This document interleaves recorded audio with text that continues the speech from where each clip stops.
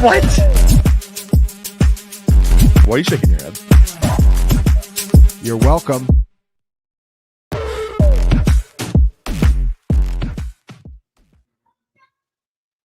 Hello, this is the College Fantasy Football All Access Podcast. I'm Eric Froton with Josh Chevalier, and of course, our new guy, our new friend, JD Yonke, the legend, the 2022 College Football 50-team champion.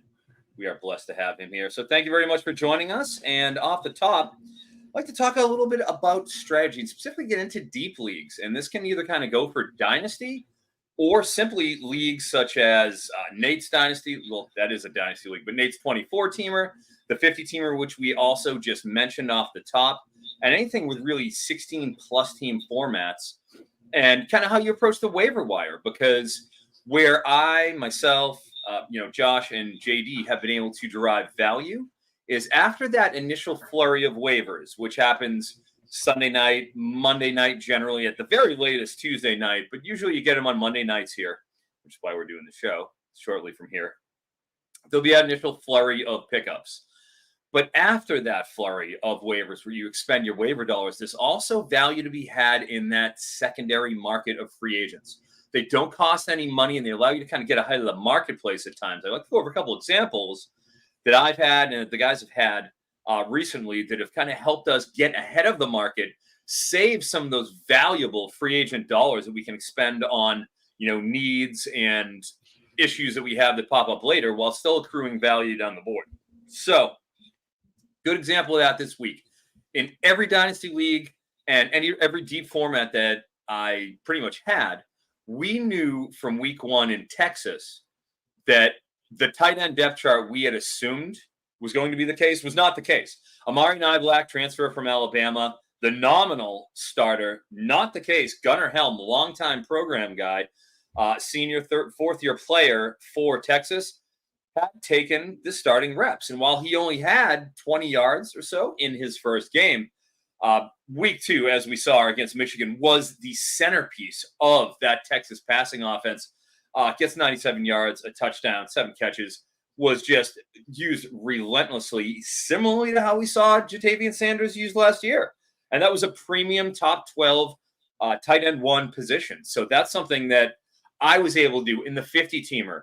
I believe in Nate's league as well, in the Knicks winning edge league. Again, 20 teams. That was something where he was unowned everywhere. And even though he didn't have the big production week one, the depth chart sort of pointed to potential value down the road. Josh, are there any players that come to mind when it comes to using this particular strategy? Yeah, for me, not so much in dynasty leagues, but in my redraft leagues this last week, I took advantage of kind of the question marks behind Graham Mertz and his situation and picked up DJ Lagway, not even in the initial waiver wire kind of run, but Wednesday, Thursday, picked him up. Was able to start DJ Lagway playing against Samford, knowing that it'll probably be a blowout, but they're also probably going to play him the whole game, and was able to do pretty well. He scored 30 plus points for me, and now they're going to go back to a committee, and a lot of people will drop him. I would say, man, keep him if you have him, or if you can pick him up again this week on the waiver wire because other people drop him because it's going to be a committee approach. He eventually takes over and is the starting quarterback there. But DJ Lag was another one that won me weeks this week, but cost me almost zero, auction budget. So it worked for me. JD?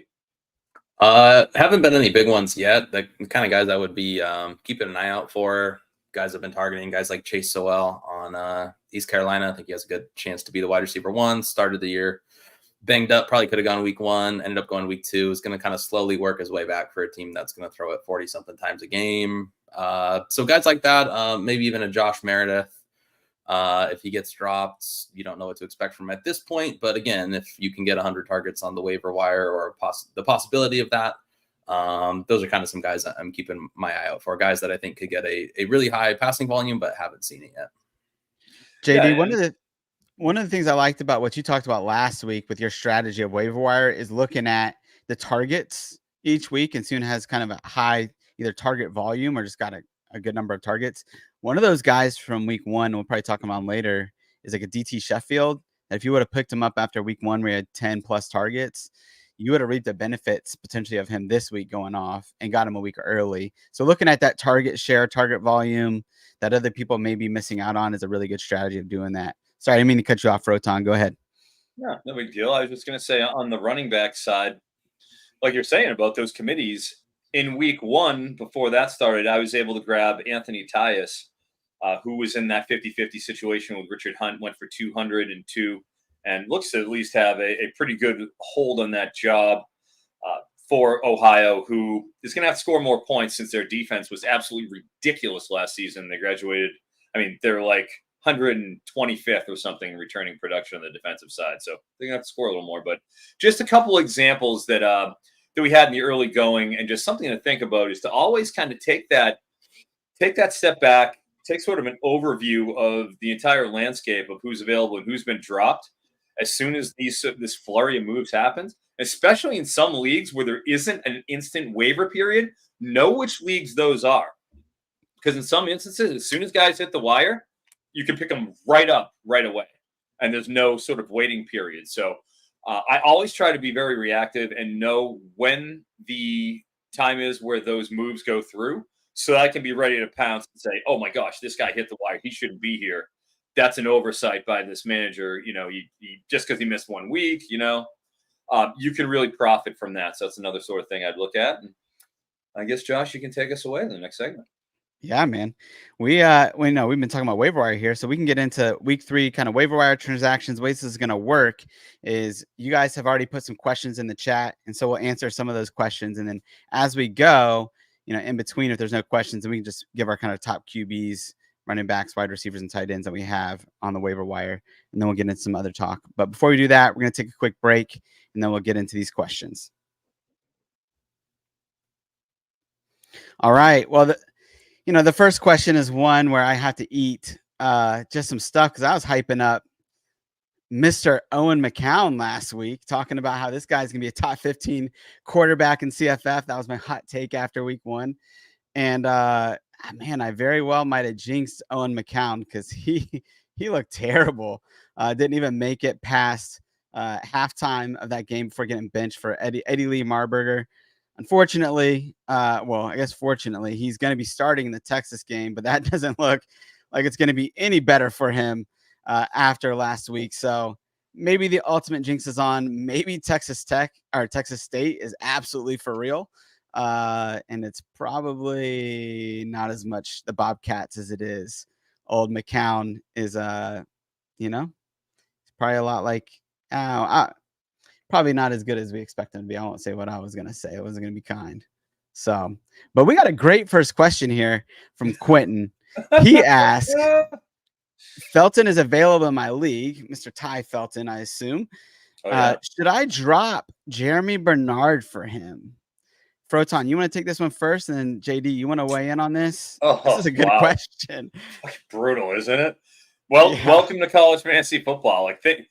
Questions that NFL guys don't have to field right here. It's like, oh yeah, do you want to drop a 5th, 6th round pick for Ty Felton? And the answer is, 15 targets, 11 receptions, $147 against Michigan State. Another good example of the very principle that we talked about at the top of the show in my C2C Invitational League, which, if you notice, I got my C2C action on here today. Word up.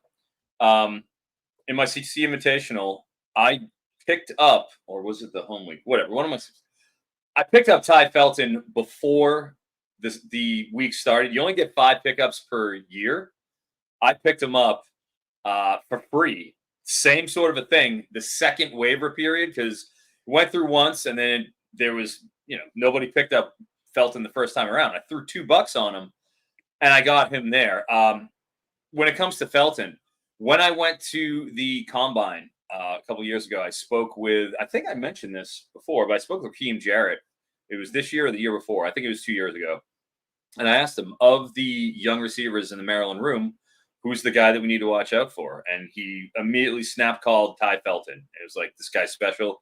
He's young. He's just coming in, but he's somebody to watch out for. And obviously he had the 600 yards last season, but then here we are. And he has looked like full grown. Everything that Raheem Jarrett sort of projected a couple years ago has come to fruition. He's firmly on NFL radars. Obviously, I went and picked him up. I only get 5 pickups, and I'm like, one of them's got to be on Ty Felton. I think with that situation, Ryan Williams, the emergence, how smooth he looks. Kobe Prentice is getting plenty of looks. You see Law getting sort of manufactured touches. It looks like it's a round robin. And with Felton, he's getting the full boat. So, my God, I can't believe I'm in. I think I'm in. I'd probably rather have Felton this week. There we go. JD? Yeah, I would go with Felton as well. And I need to eat some crow. Last week, I told everyone Felton could be a one-hit wonder. So, oops. We're starting out well on this show. Yeah. And here's the thing. I'm totally willing to admit I'm wrong with Felton for reasons that, like, we know he's had NFL potential. Like, we know it's there. We just haven't seen it. We haven't seen the consistency. We haven't seen anything in the scheme to give me any sort of reason to roster guys in CFF. But 2 straight weeks of doing that and how good he looked. I mean, holy Toledo. He's jumping off. It's the numbers. It's the tape. It's what people have said about him. And, I mean, I wasn't high on Bernard in the first place, so maybe that makes it easier for me. But, I mean, yeah, at this point, if we're redrafting, Felton's going to go pretty early. Yeah, I mean, the numbers are absurd over the first 2 weeks. And then you see he's got UVA coming up this next week. And what was it, Donovan Green last week? Maybe had like 11 catches for like 150 yards or more. Yeah, it was he basically had the exact same stat line that Felton had, right? Felton, 11-15, 147 and 1. Green, 11-15, 156 and 1. I mean, almost the exact same line. So, yeah, it's absurd. So, you're at least going to get another great week of production. And then you got Jeremy Bernard, who exactly what you guys said. He might be this might be a by committee approach, or Ryan Williams just might take this thing and have a stranglehold on it. But certainly Bernard is trending down where our boy Ty Edwards is trending up for sure.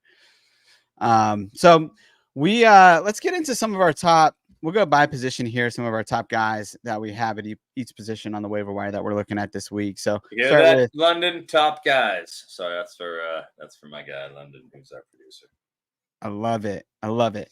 So top guys at QB. Who do you guys got? JD, we'll let you go first here. Okay. Well, I think we haven't mentioned Eli Holstein yet. So we talked about him last week. Actually, here's the thing. We talked about Holstein. Let me do another one. Anthony Calandria, quarterback, Virginia. You're just talking about Virginia. Defense is not good. And we've talked about on the show. I totally agree. This is the way I view these assets. Like, they may not be the greatest players in the world, but if they're going to need to score 35 points to win every single game, they're either going to do it or they're going to die trying and get a whole lot of volume and maybe even be relevant. So I like him. He's got a great receiver in Fields to throw to, who's going to be a stud every week. He's got some great rushing ability. I'm really liking what I'm seeing from Calandria. It looks like he's fully got the job now. I don't see any reason he'd lose it until he has one of those weeks we knows he's going to have eventually. But just hope he's not in your lineup when that happens.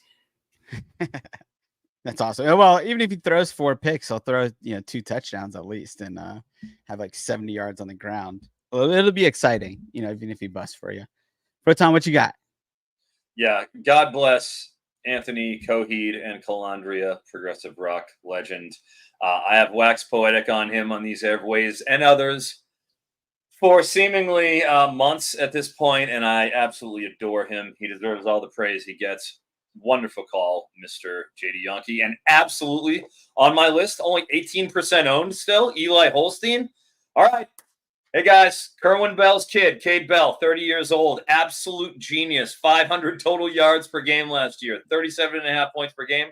Talked a little bit about him last week, obviously, but only 18% owned. That has to go up, and that's to go up right now. West Virginia, fine. Kirk Francis, still at 10% owned for Tulsa, and that's after they had a pretty darn good couple of games here. And when I went and did my film work on Francis in evaluating that QB battle, man, he jumped off the screen. I know I talked about it a few weeks ago, and it's really nice to see that sort of progression that he's made. I see no reason to pump the brakes on him at all. He is a good, solid season quarterback that you watch the way he navigates the pocket, is calm, is in command of the offense, looks like he knows exactly where the ball's going.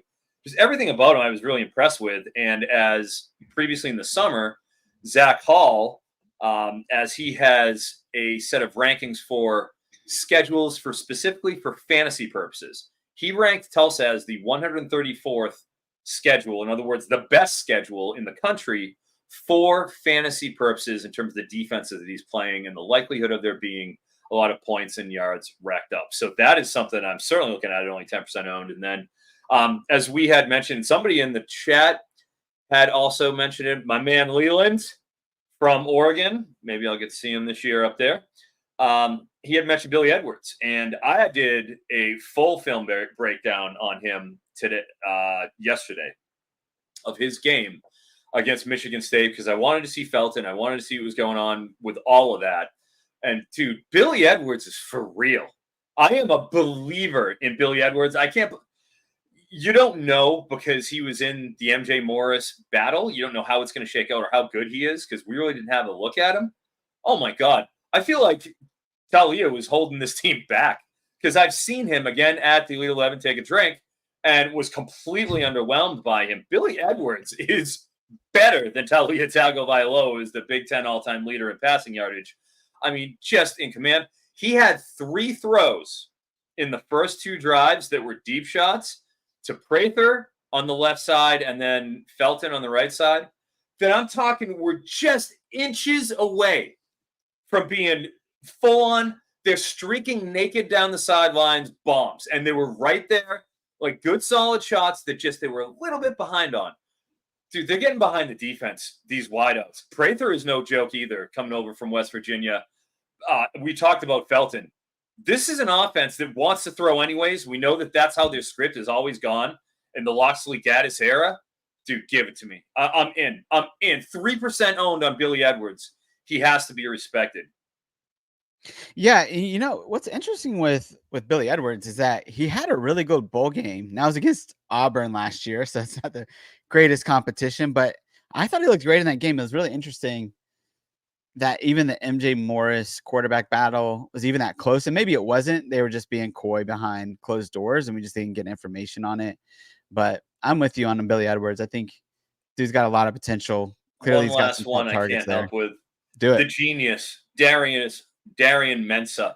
Again, another guy I mentioned. I'm not sure if I mentioned him on this show or if it was on the Saturday show, but I did film work on him too heading into that Kansas State game because I was like, all right, is it 150 and a half passing yards? Let me get a look.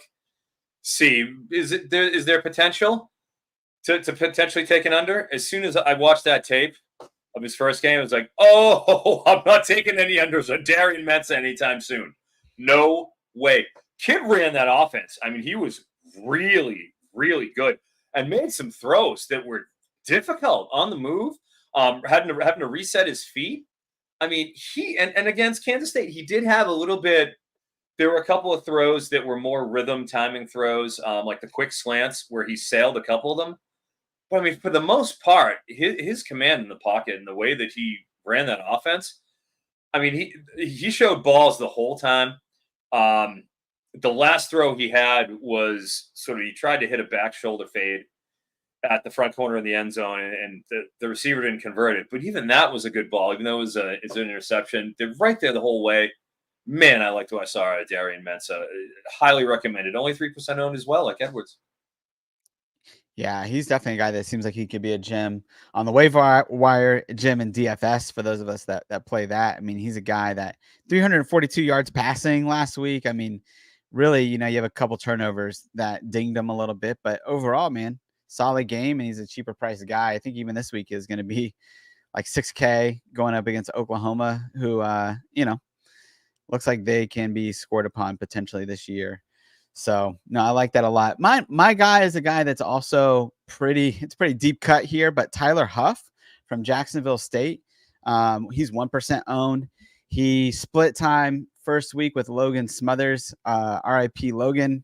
I think twice Logan has started the year for Jacksonville State, and twice he has been benched by the second half of the first game.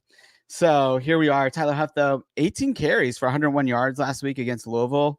Now, look, Louisville blew him out, So you got a lot of garbage time where he was able to maybe pad some stats. But I think he had 18 carries, and the rest of the running backs combined had like 13. I think he had 101 yards, and the rest of them had like 30. So we know what our boy Rich Rodriguez can do with a mobile quarterback, that he can definitely have guys like a Tyler Huff that can put up stats, particularly against inferior opponents. And quite frankly, the Conference USA is just a bad league. And so this is a guy who doesn't have to be good, but if Jacksonville State's going to give up 40 plus to Coastal Carolina, then they're probably pretty bad on defense. And so I imagine he's going to have to put up a lot of points, probably a lot of rushing attempts, especially with Ron Wiggins out at running back too. So again, Tyler Huff, you're not going to have to spend much on him. Nobody's going after him. So I pick him up, spend a little bit of fab and, just see if he can hit. He can sit on your bench for a couple weeks. Yeah, our boy Leland over here said, Ty Thompson, who? Man, wow. Adios. Taking a fall. Shane Whitehead, but over here. He said, don't be dropping Klubnik shares. We got the boys playing wide receiver now. I know Shane's been dying to make this tweet all weekend, for the last 48 hours. Absolutely. And well earned. Hey, I mean, what is it? 24 of 26 for like 5 touchdowns. I mean, 42-0. Middle of the second quarter. I mean, they were cooking. So look, no doubt. Maybe Cade Klubnik has turned a corner. My heart would be happy if that happens, but we'll see. I don't know if you guys caught the App State game, but Shane wants to know if you guys saw West Coast speed being shown off by catching Maffa on that 80-yard TD run, because that's your boy Maffa. That is my boy. But Maffa's like 230. West Coast is a cheetah, 170. Not a lion. Yeah. He's very, very light, but I mean, he's fast, obviously. No doubt. And I can't wait to see him in person in 2 weekends. It'll be 11 days. I'll be there in Clemson. Hopefully I'll be hanging out with Shane. We shall see. There we go. And Leland says, to Shane's credit, he was telling us all week this was going to happen. And to be fair, I do wonder, and obviously Klubnik has his own problems, but having outside wide receivers that are competent and capable, potentially in Wesco, and then if TJ Moore can really step up, I mean, those are 2 kids that can play some ball, and pair them with Antonio Williams, and that could be a formidable wide receiver crew. And at least we can figure out whether Klubnik's the problem or it's a receiving core, chicken or egg type deal. But fun to see. I think that's it I got on QBs. You guys got what about running backs? Froton, we'll start with you. Any running backs that you want? I know you got at least one on the tip of your tongue right now. Yeah, I got a few of them. Yeah. Henry Parrish, obviously, we're getting just the more general. I'll start with the easy cuts here. 23% owned. Ole Miss, if you're leading that backfield, they're scoring 40 points a game. That's happening. You want to have whoever seems to be the number one, and he's leading the committee at the current moment. Dante Dowdell, 17 carries? You've got my attention, Mr. Dowdell. 20% owned. That was kind of a Gabe Irvin, him, Ramir Johnson. How's this going to shake out? Hey, they just bowled over Colorado. Fine. I mean, for the shallower leagues, they're still out there. Great. And the deeper cuts, Braden Bennett is still only 8% owned. CCU has Temple this week. He was banged up a little bit. But dude, anybody who's playing Temple, hey, if you need a short-term, to gas it up a little bit and you're in a tight spot at 8% owned, it could be worse in a 14, 16-team league if he's still out there. I've seen him in a couple. I like Kelly Joyner, running back USF to play in Southern Miss. He's only 6% owned. He was only 0.4% owned at the start of the season. Had a nice week 1. It's always been just a question of health for him.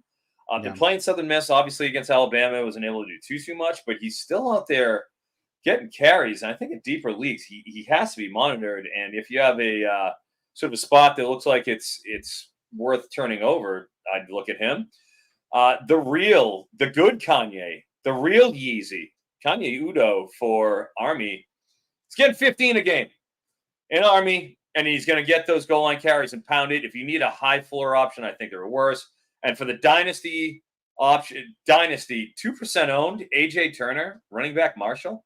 He's been the best guy in the room. I can't stand it. Jordan Houston is a player props All-American last year.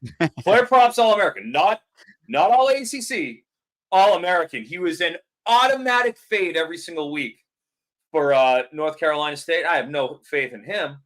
Maybe Ethan Payne's the guy, but look, he's out playing Payne. There's nothing wrong if you have a 40-team roster, a 40-man roster, and especially in a dynasty format. He's a sophomore. You take a shot on AJ Turner, running back Marshall. Yeah, I mean, just the efficiency of that guy. 14 carries for like 222 yards. I mean, what is that, like 15 yards a carry? It's crazy. Yeah, absolutely insane. Sanity has to prevail. All right, JD, what you got for us? I got a few. Rajay Harris, running back, East Carolina. I'm just kind of all over the East Carolina guys. Is cheap.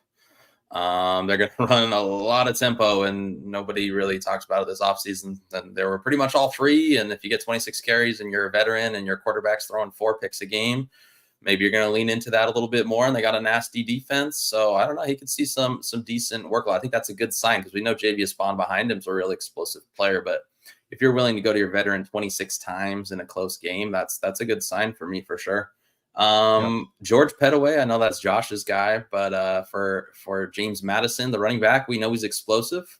He hasn't gotten a huge workload, but he led the room last week and he got a few catches, and he could do some serious damage if he gets about 15 touches a game because we know he's a great player. And then on the other side of the the marquee matchup of the week, apparently what I'm tuned into, the other side of the Old Dominion East Carolina matchup was Aaron Young, I believe a Rutgers transfer. Had 16 carries last week, 25 this week. You're going to get that kind of workload.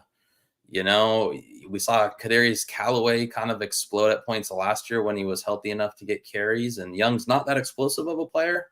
But again, this Decker offense, like they're probably going to have an asset or two most years, and the offense isn't playing out very well, and the passing offense isn't doing much. So maybe Young can keep racking up some decent carries. So just some really cheap, low-owned guys who could help fill out a roster spot. Yeah, no, I like that a lot. Guy that I was looking at this week was Braden Sloan from Ball State. I went in there. I think he had 27 touches, 149 yards, and 2 touchdowns. I think it was against Missouri State. So competition wasn't great. They play Miami this week.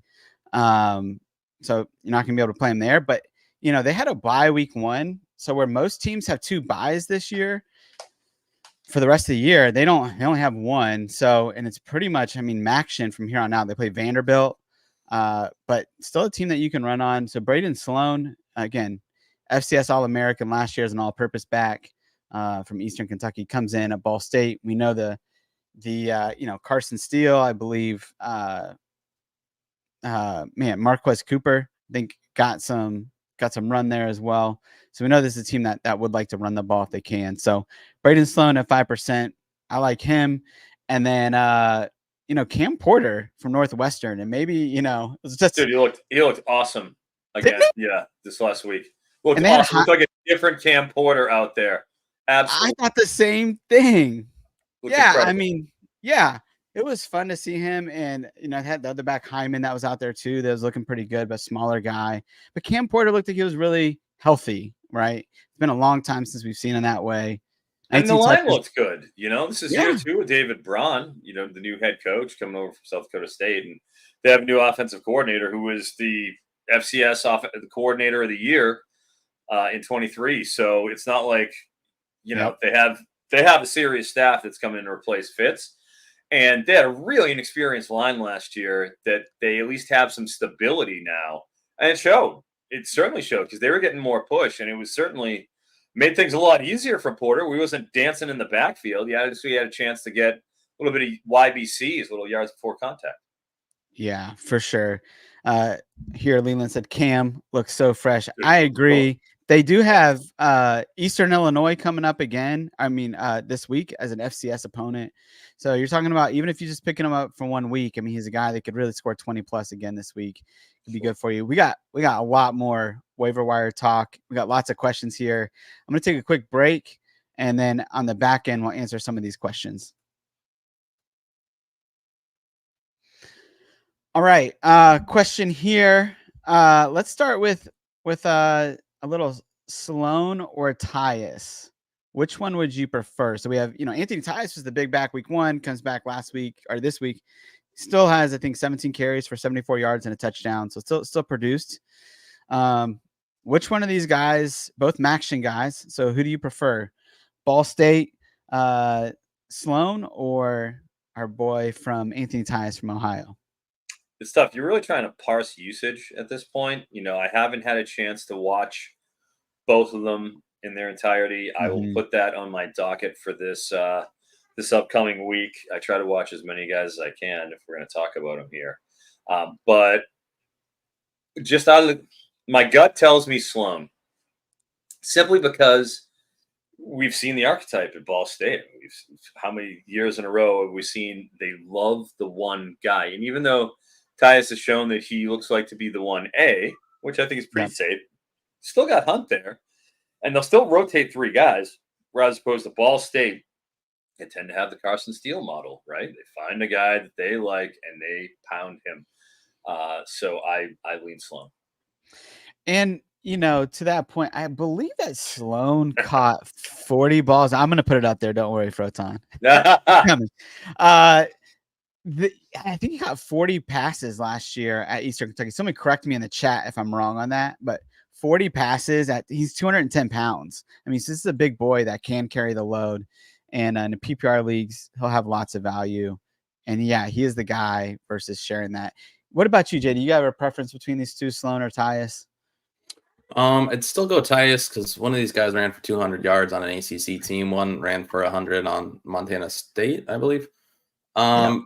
I agree, though. If the usage keeps up, I could be changing my tune real quick. The Ball State game's just weird, man. It was a total shootout, and I did not project Ball State as a shootout team, and I don't think Mac's going to be a lot of shootouts. Could be totally wrong on that, but that's not how I had him projected. And then the guy I projected as their wide receiver 1 got hurt on the very first play of the game, so it's hard for me to tell what Ball State's going to look like going forward. But yeah, I mean, catching that many passes, he caught 6 passes, and now if the wide receiver 1's out, you catch 5 balls. That's a weekly starter. Yeah. Bringing the context. Love it, JD. Little intermission here. We got Shane Whited saying that Froton won 21-2 tonight in softball. Did this actually occur, Froton? And was Shane actually pitching to you, as he is saying in the comments? No, he's joking. Not to me. Shane is in Clemson. He's just telling us that he had a softball game. If I were to have a softball game, it would be right now, because it's 6 o'clock. It's 6:38 p.m. here on the West Coast. So it wouldn't even be starting until after this. So no, he's just telling me, because everybody knows obviously I'm a softball guy. Yes. And I actually am 8 for my last 8 in softball. Wood bat softball, mind you. We just went 9-3 in the regular season. Number 2 seed, but we beat the number 1 seed already. And heading into the playoffs on Thursday. Well done. And I can say I've been on the ball. I've been stroking it because, frankly, I played a lot of wiffle ball over the past month and a half.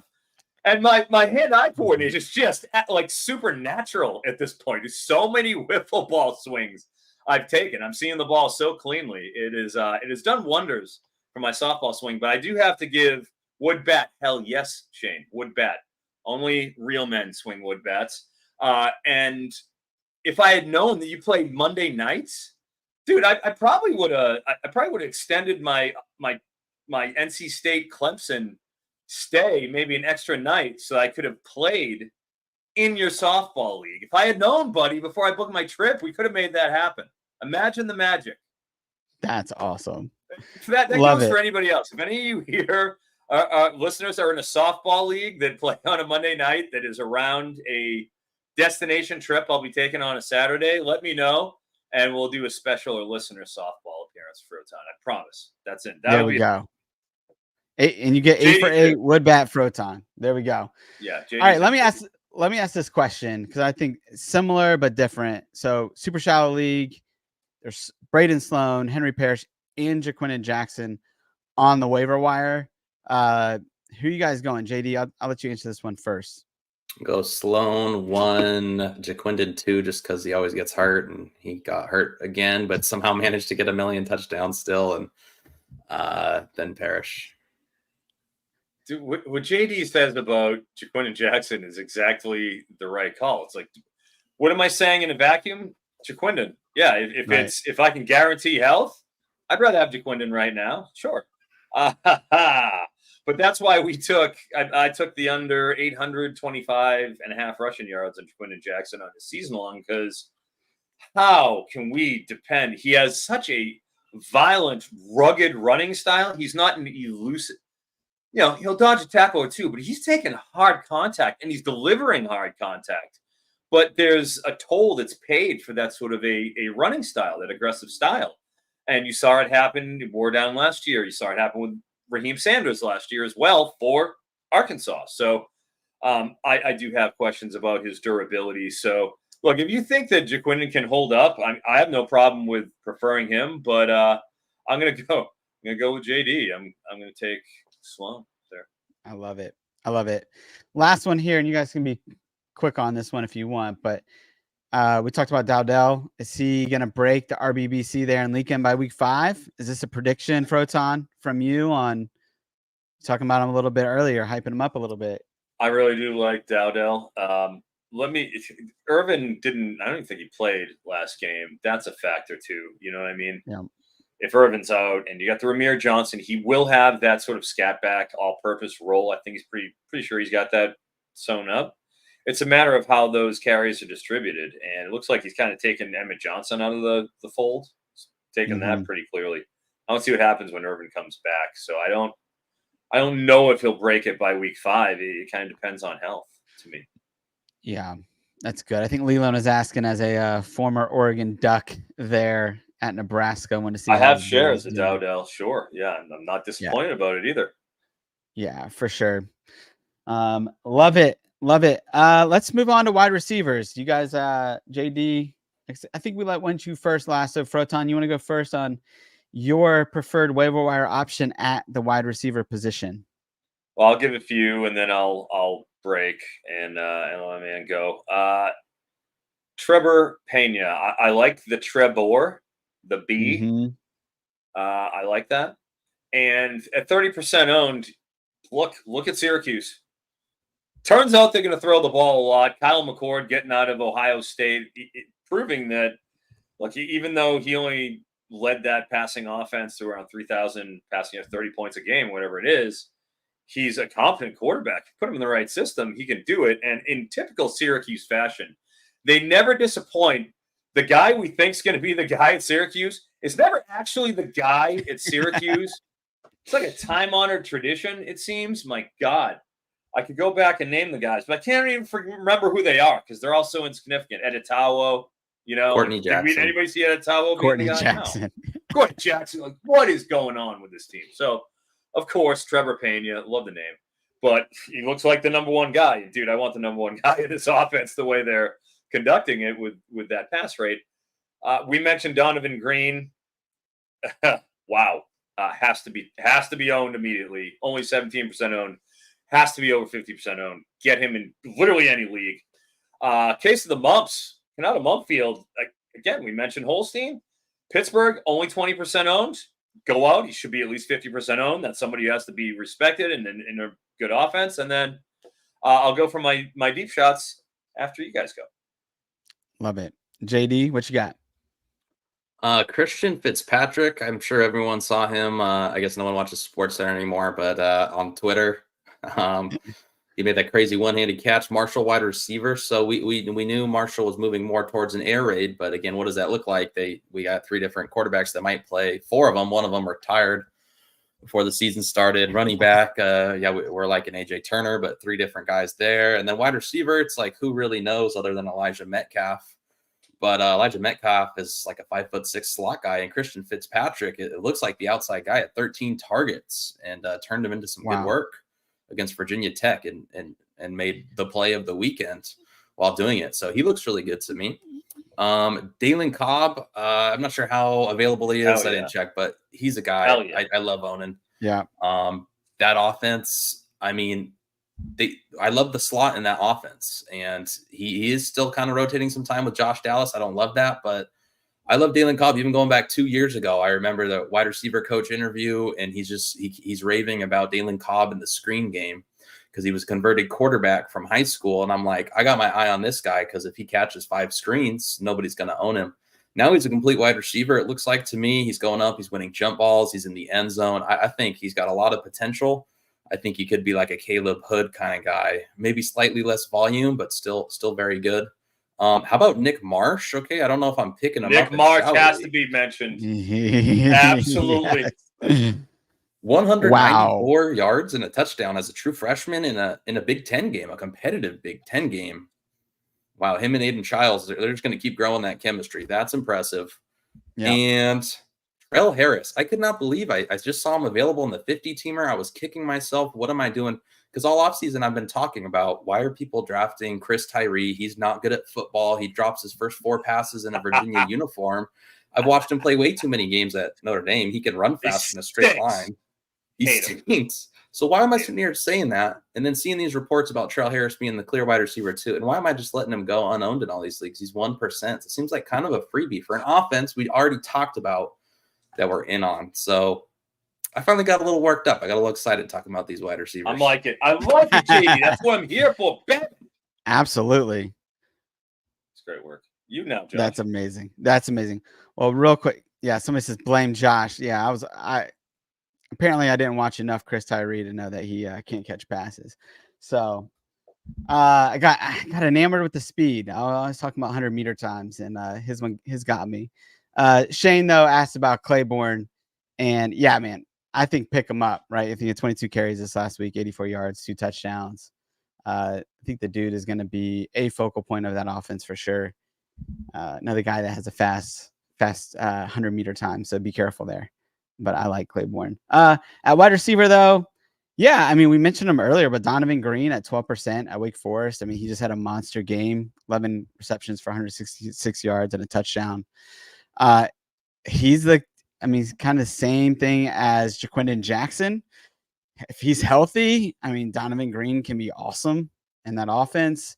But he's got to stay healthy in order for him, to be on the field and to make plays. Also, Hank Bachmeier's got to be able to stay healthy too. So you need one guy to not have a concussion, Hank Bachmeier, and one guy not to blow out a knee again, and Donovan Green. So, but then another guy is DT Sheffield from North Texas, right? 2 back-to-back weeks with double-digit targets, pretty much identical stat lines of 7 catches for 74 yards and a touchdown. And I think he had 3 touchdowns this last week. So had a really good game. I mean, again, 40-plus pass attempts for North Texas in both games this year. Awful defense. They're going to have to chuck the ball around. So there's enough targets to go around for him and Damon Ward to eat. And I believe that DT Sheffield is at 7% owned. So, yeah, a couple guys for us. Did we hit on your deep cut, Froton, or did you have somebody else you wanted to give us? Was it Marsh? I got a couple here. In fact, yeah, Shane mentions him. The Mac Dad will make you, and the Mac Delana will make you jump. As Chris Cross once said, 8% owned, increased by 7.7%. Completely irrelevant in the preseason and overlooked, even though he was a starter at Fresno State. And we covered the starter there, Mikey Keene. Not a lot of guys go by Mikey anymore. I respect it. And really like the profile for Keene and a lot of, what the advanced numbers said about his potential for success here. And if you look at Delana, he went absolutely buck wild this week. And if he's going to be the top guy and the top dog in that offense, hey, I want it. 235-1, 10 targets, 7 receptions. It has to be on your radar. It has to be respected. A little bit further down, look at high floor play. Giles Jackson, props to Purple Rain, Joe Arpaio. He is a program guy for Washington and has mentioned the efficacy of Mr. Giles Jackson, how 16 targets, 16 receptions. If you want a high floor guy and you're like, hey, I'm in some trouble, I need somebody I think is going to be able to at least get me 15 points. He's not a bad option at all. I mean, given what we're dealing with here. And how about the resurrection of DT Sheffield? Welcome back, my friend. a post-hype sleeper, like of the highest order.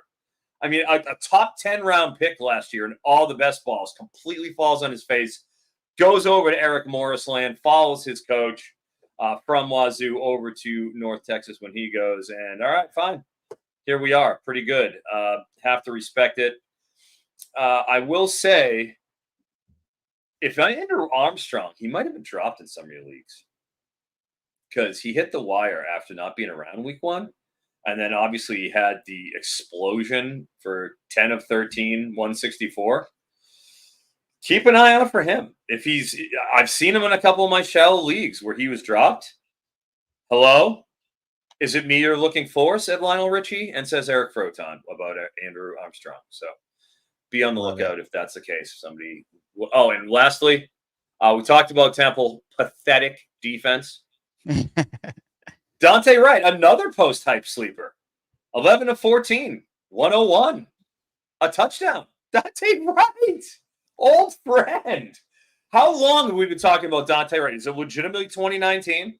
Has it been 5 years we've been talking? It's close, right? I'm not even thinking I'm exaggerating. For real. This is unbelievable. I can't believe we're still talking about it. Well, welcome back, Dante.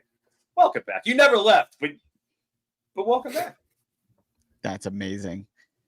Hey, couple questions here. One, we got one right here.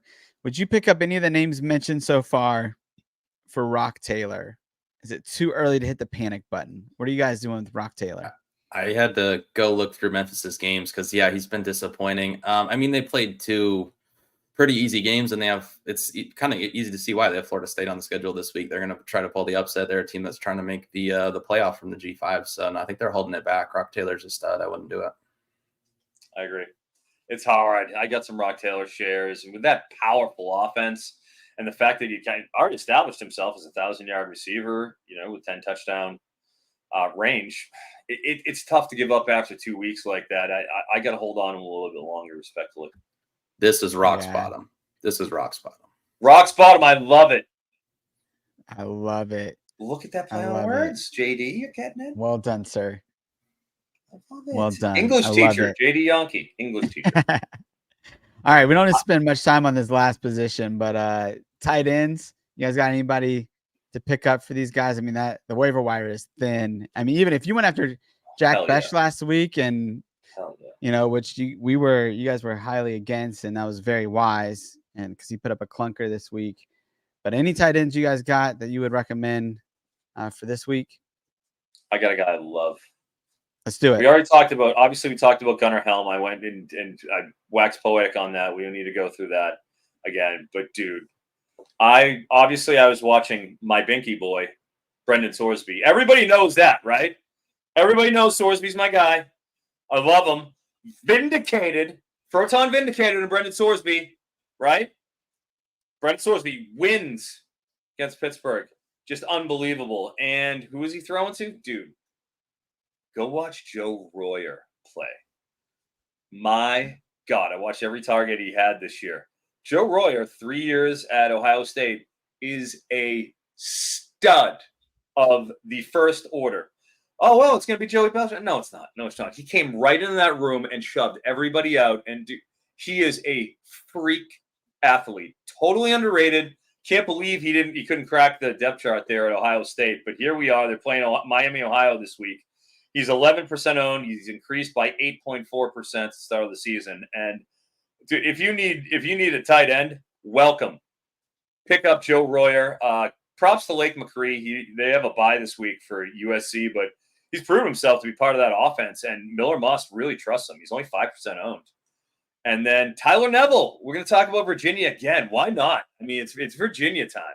It is their time, the Cavaliers and Coheed and Calandria. Clearly, Tyler Neville there for UVA. Hey, 2 touchdowns. You've got my attention.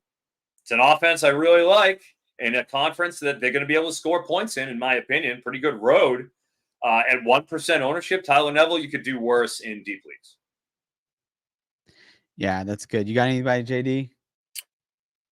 Yeah, you guys know who leads the Baylor Bears in targets so far this year? Another redemption story? Post-hype sleeper is the theme. Michael Trigg. Michael Trigg, Let's baby. go. There it is. Post-hype sleeper. I love it, JD. He's in the slot 64% of the time. We know he's good at football. Is he ever going to be on the field? Well, it looks like it. And Jake Spavital's going to operate tempo. Not really sure where the ball's going to go.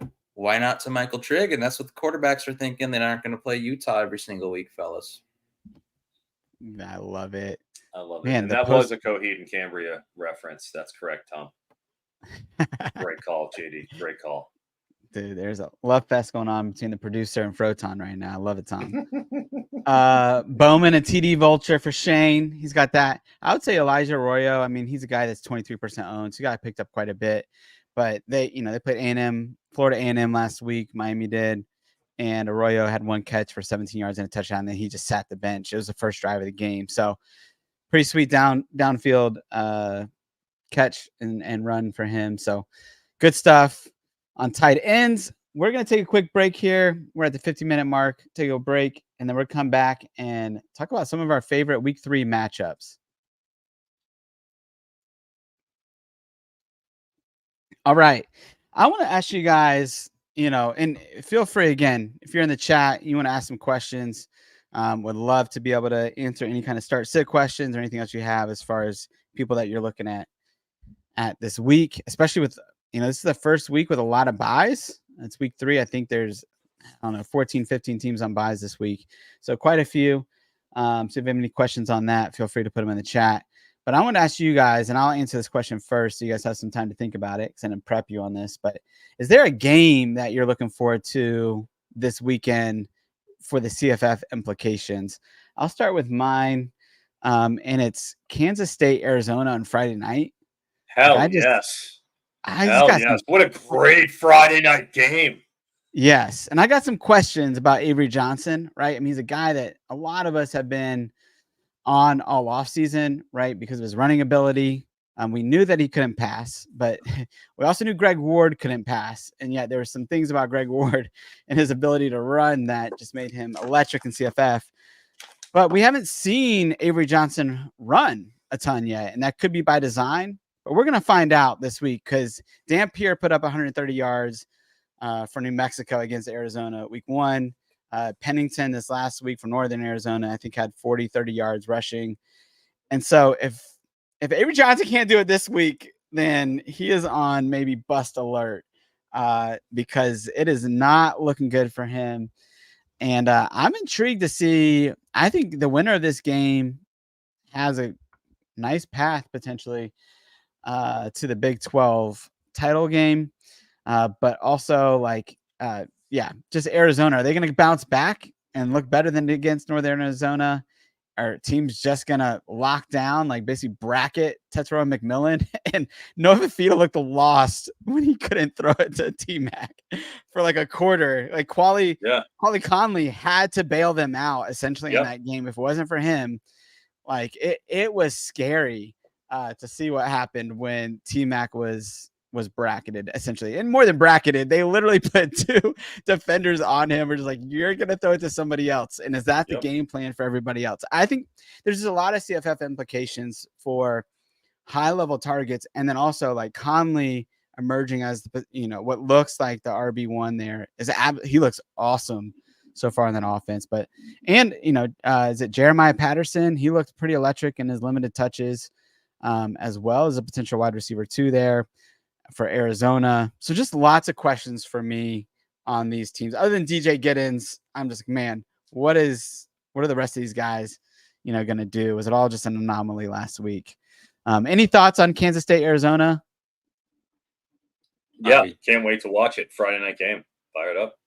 Is it 58 points for the spread? 50 Not spread, but sorry, the over-under? Yeah. Yep, 58.5. I think the 7 2 games, Kansas State. The 2 games I'm looking forward to the most are both on a Friday. It's the greatest Friday slate, 2-game Friday slate ever. UNLV Kansas is right before that, an hour before that. Yep. I mean, all four of these quarterbacks I want to watch. I want to watch Sluka. You get Ricky White for over 100 yards and 3 touchdowns in the first quarter. Are they going to be able to keep that up against a better team? I want to watch that. Jalen Daniels looks not so great. Is he going to look better against UNLV?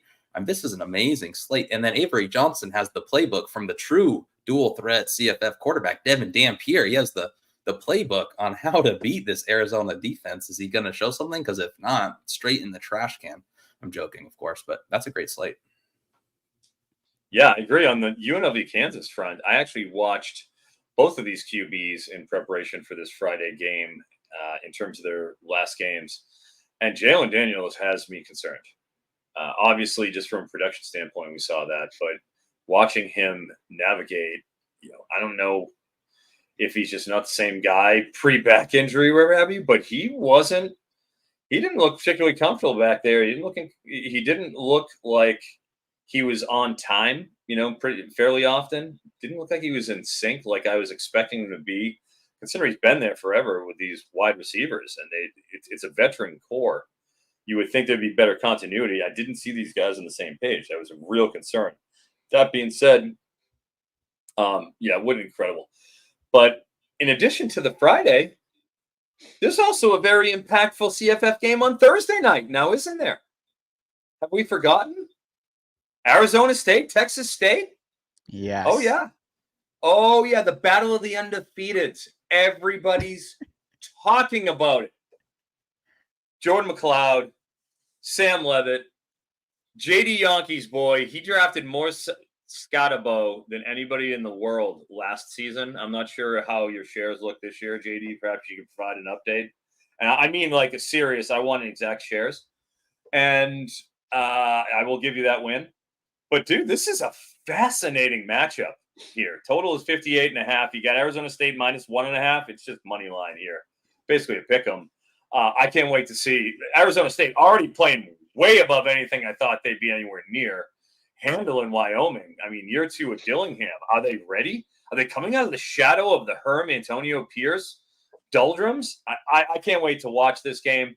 But other than that Thursday night, cross-conference action patch matchup, how can you not talk about Texas Tech, North Texas? Perhaps no defense will be played the entire game. 68.5 is the total. 9.5 Texas Tech is favored. This could go thermonuclear.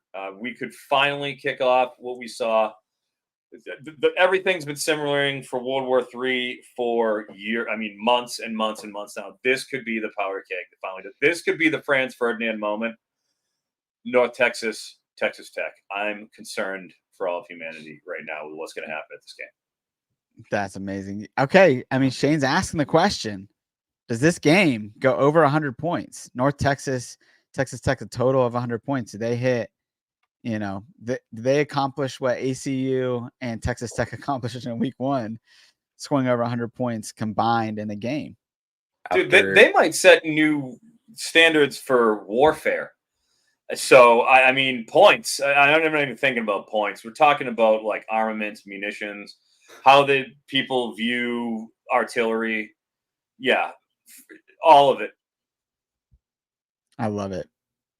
Sorry, JD. I didn't mean to. Yeah. I think you might be frozen. Oh, he's frozen. Good. So, you're back now. We gotcha. I froze because I was about to say how I took the over in Texas Tech's last game against Washington State because I viewed it similarly. And they managed to go under the total because, a bunch of their offensive linemen aren't playing. Taj Brooks, is he the most valuable running back in the country other than Ashton Genty? They just don't know what to do when they can't give him the ball 30 times a game and go 5 yards. They just shut down. I gotta rely on Baron Morton. Baron Morton is brutal too. I can't watch him anymore. I can't do it. For my health and safety, I'm not going to be watching this game. That's amazing. And seriously, with Baron Morton, again, I watched every one of his throws from last week. Oh my God. Because I had his over, obviously, because I knew that at least his passing yards would go over the 245. That was just too low. Man, having his overs is just a perilous experience. It's the beginning of the fourth quarter. Are they going to just finally pull him and end this experiment for good? It could happen at any moment. You really feel like nothing is safe at any moment. Will Hammond could ride in to the rescue on his white horse and just take over for the rest of the next 5 years. But, he's brutal. You're right. That's JD. hilarious. I mean, Right. it's amazing when Texas Tech can figure out how to like let Maverick McIver throw for like 500 yards on them one week, and then John Mateer runs for like 200 yards on them the Oh, next. I know. What is You going just can't on with stop this team? anything. Like I don't this know is what to do with this Texas Tech. You're right. You're Right. right. I was considering going to see them on October 6th too, against Arizona, because I want to see an Arizona game that fits my schedule. And I'm like, I wasn't gonna because Arizona State is playing Kansas. That looks like a better game now than Texas Tech Arizona does. But man, just for the who knows factor of what could happen in Arizona Texas Tech, it might draw me there. I mean, look, Conley could run for 300 yards, or T-Mac could have his second 300-yard game of the year. So Yeah, we don't know. We don't know Yeah. what's going to happen in that game. I like yeah, it. we'll have to see for sure. I will say like that. Back to the Texas State Arizona State game. That is a game that I would totally take the Texas State with the points on the road. I just think their defense week one, their final score, I think it was like 34-16 or maybe 34-27, but like they blew out their FCS opponent and they scored a bunch in the fourth quarter and they just made UTSA look stupid. So I think Texas State's got a decent defense. And I do think our Texas State's got a decent defense. And I think that GJ Kenny is going to have the offense rocking. And I think that, I don't think they blow them out by any stretch, but I think they can win, that game potentially, or at least keep it within the spread and cover. So it's an interesting one for me. JD, you got any other games that you're interested in? You guys hit on some good ones, but two more that are sticking out to me. We were just talking about Maryland a lot on the show. We were talking about Virginia a lot on the show. So let's just officially point out that we're all going to be watching that night game. All three of us are going to be intently watching and cheering on the guys we have hyped up. Also, we can't get out of here without talking about the Rocky Mountain Showdown, one of the best games of the entire 2023 college football season. Colorado State has not looked great, but they've been running the ball, okay, I'm here for for the first time in forever. Torrey Horton did leave hurt last week, but maybe they just didn't need him. I mean, whatever happens in this game, it's going to be weird. It's going to be intriguing. It's going to be something that sticks with you for a long time, and hopefully that means a Colorado State upset. But either way, we'll be tuned in intently. Hell yes on Maryland, Virginia. Hell yes. Great call, JD. And that total is 54 and a half. Come on now. 54 and a half for that game? Yeah, that's going in the column this week. That's an over, boys. I will throw one more on the ledger. UCF TCU. Hey, all right. Let's go. These are two teams that are not afraid to mix it up and put some points on the board and fire off some shots. So I think that is another one. Will be televised on Fox, so we'll all get to watch it. Definitely worth watching, and is playing opposite of Colorado State. So that 7:30 sort of time slot, 4:30 West Coast time. Colorado State, UCF TCU, nice little night slate. And then you throw in Maryland, Virginia on the ACC network. Guys, we're gonna have some fun. Yeah. Games. Gonna be a fun night for sure, especially considering again it's like limited. There's 15 teams on bye or so, and so limited teams this week. So it's fun to get these games that at least will be high scoring. Be fun for us to watch that play CFF. One last question before we get out of here. We got a start-sit question from Jojo Mocha. He's got 3 quarterbacks here: Byron Brown, and then Cam Ward and John Mateer. Do you guys have a preference of who you guys would start here? I believe we said Byron Brown is playing Southern Miss. Cam Ward, is it Southern Miss? Is that right? Yeah, Southern Miss for Byron Brown. Yes. And then Cam Ward is playing Ball State. And Mateer, Washington. Yeah. For me, it's tough to sit Byron Brown against Southern Miss. I just can't help but think he's the number 1 or number 2 player at quarterback. And do you start your studs here? I kind of think so. I don't feel good about Mateer because it is Washington. He's going up a level, you would think, perception-wise in defense. Maybe he isn't. And obviously Ward is intriguing, but he doesn't run. So I guess it would be, is this a 6-point passing touchdown league? And is it a 4? If it's a 4, it's an obvious Byram. And even in 6, I'm leaning Byram.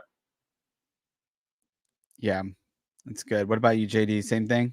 Yeah, I would not have the cojones to sit Byron Brown, who, by the way, man, I'm sure much of the CFF world was cheering him on when they had the ball in the fourth quarter with a Hell chance yeah. to take the lead. And, Hell yeah. he did not have his best performance, but, man, they're going to get him back on track here. So he's for sure my one. Ward would be hard for me to sit just because he's having I think they're kind of boosting his numbers a little bit here to get some notoriety because they've had a lot of bad press lately. So I would go him number 2 behind Byram.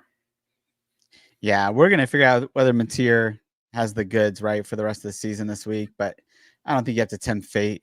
You know, Byron Brown is the guy. You know that he's gonna have the rushing upside, even if his arm isn't clicking for him. Which man, he was so close on. If you could have hit a couple of those open wide receivers, I think they could have broke that game open early. But hopefully Brown. Well, I'm just happy about Ward. I mean, the whole Ward going to Miami, everything that transpired, as somebody who is, quite heavily invested in Bowman University. Boom. I know. There it is. Cam Ward, Lava Refractor. Take a drink. Lava Refractor autograph. You see the C and the W. I know we've probably seen it before, but I have quite a collection of Cam Ward cards that I bought a year and a half ago when he was on Washington State, and now he's rising up the Heisman ranks. Dude. Johnny Manziel. That's how we do it, boys. I was shocked at how long they played him against Florida A&M this last week. I mean, 300, I think he had whatever. I can't remember how many yards he had, but it was too many. He was playing way too deep into that game. It's like they're clearly trying to pad the stats for that guy. So really fun. Hey, last little thing here from Jojo Mocha. It's a long-time listener. First time catching the show live. Cheers, boys. Appreciate it, Jojo. Appreciate all the boys. Absolutely. Yeah, We got Brett. Let's not forget Carps. Carps is in there, my man. We don't forget about you, Carps. The best ball machine. Leland, of course. You guys taking over the chat. Thank you very much, all boys. There we go. Hey, Froton, why don't you tell us what you got going on tomorrow morning around, I think is it 10 a.m. Eastern? Maybe you can correct me on that. Oh, no. I have on Thursday, I think it goes like 9 a.m., the Bet the Edge takeover over on NBCSports.com's YouTube channel. Myself, Brett Thomas, Von Dalzell will be going with all my early picks for the prop slate to give you all my opinions on the early stuff before that stuff moves, because it will, before I go live on Saturday morning on the Betting Life channel with Thor Nystrom to go over the full kit and caboodle slate for an hour and a half.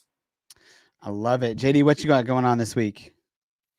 Same old. I have my bets up Wednesday over at FantasyPoints. So we absolutely took a bath last week. So thank you, Baron Morton. But we're coming back strong.